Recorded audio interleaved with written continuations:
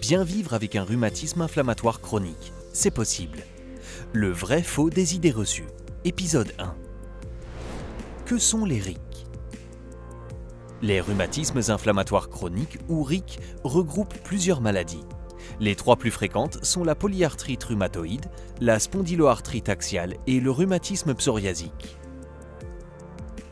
Les bilans radiographiques d'imagerie par résonance magnétique permettent de diagnostiquer la maladie. Quels sont les mécanismes de ces rhumatismes? Les rhumatismes inflammatoires chroniques sont liés à une suractivation des défenses immunitaires qui entraîne une inflammation au niveau de certaines articulations, provoquant un gonflement des articulations atteintes, des douleurs et des gênes pour les mouvements des articulations, notamment le matin au réveil, mais aussi de la fatigue. Cette réaction inflammatoire excessive peut durer de quelques jours à quelques semaines. Les phases actives de l'articulation excessive sont appelées poussées, les phases non actives des périodes de rémission. Le but de la prise en charge est de réussir à stabiliser la maladie et à éviter les poussées. Quand la maladie est contrôlée, il est possible de mener une vie normale. Le vrai faux des idées reçues sur les RIC. Idée reçue numéro 1. Avec un RIC, je suis condamné à souffrir tous les jours? Faux. Les RIC se caractérisent par des périodes de poussée et des périodes de rémission.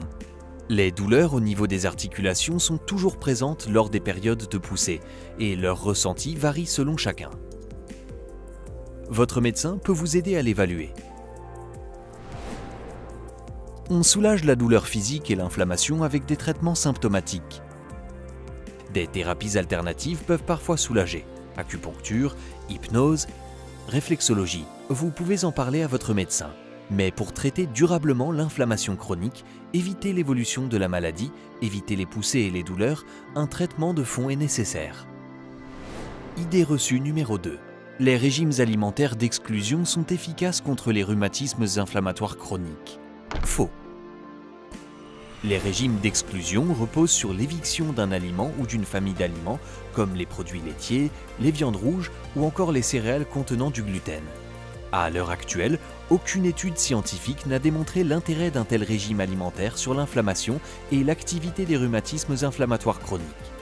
Ils peuvent même poser des problèmes de carence et parfois des effets indésirables digestifs. Comme pour la santé en général, il convient d'avoir l'alimentation la plus diversifiée et équilibrée possible. Les os et les articulations étant fragilisés, il est important de vérifier que vous absorbez suffisamment de calcium. En cas de doute ou d'allergie, faites le point avec votre médecin ou avec une diététicienne. L'alimentation doit rester une source de plaisir et de bien-être. Idée reçue numéro 3. Avec un RIC, je dois éviter l'activité physique. Faux. Malgré les douleurs et les raideurs, la pratique d'une activité physique régulière est recommandée à condition qu'elle soit adaptée. En effet, de récentes études ont montré que l'activité physique était bénéfique pour les patients souffrant de rhumatismes inflammatoires chroniques. L'activité physique adaptée, APA, est aujourd'hui au cœur des pratiques et des séances sont de plus en plus proposées à l'hôpital ou dans des associations spécialisées. Elles peuvent aussi parfois être proposées en vidéo. N'hésitez pas à vous rapprocher de votre médecin ou de votre kinésithérapeute pour en savoir plus. Au-delà du bien-être qu'elle génère, l'activité physique, encore plus si elle est adaptée, est particulièrement utile pour le renforcement musculaire et le renforcement des tendons autour des articulations. Une étude dans la polyarthrite a notamment montré que l'activité physique adaptée réussissait à faire diminuer la fatigue et l'activité inflammatoire tout en augmentant les capacités fonctionnelles. Le tout est de réussir à trouver l'activité physique adaptée, APA, qui vous conviendra le mieux, à vos goûts et possibilités, que vous la pratiquiez seul ou auprès d'un club spécialisé. Idée reçue numéro 4. Avec un RIC, c'est normal d'être fatigué. Vrai.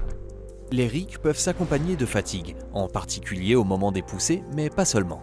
Par exemple, après une sortie ou un effort physique comme les exercices de dérouillage matinal où on remobilise progressivement ses articulations le matin. Cette fatigue, aussi appelée asthénie, est difficile à comprendre par soi-même ou par son entourage car elle n'est pas toujours en lien avec l'activité de la maladie ni avec l'activité physique. Accepter que certaines activités soient adaptées ou réduites à cause de cette fatigue peut nécessiter un accompagnement psychologique pour que cela n'affecte pas trop votre morale.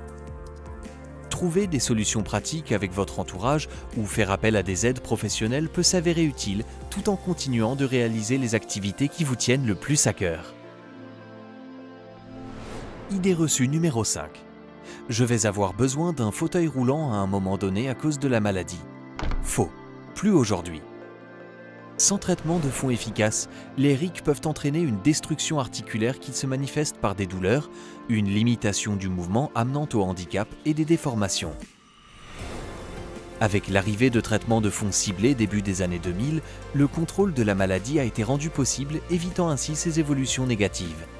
Aujourd'hui, l'objectif des traitements est de diminuer l'inflammation en continu afin de réduire l'activité de la maladie et ainsi le risque de déformation des articulations.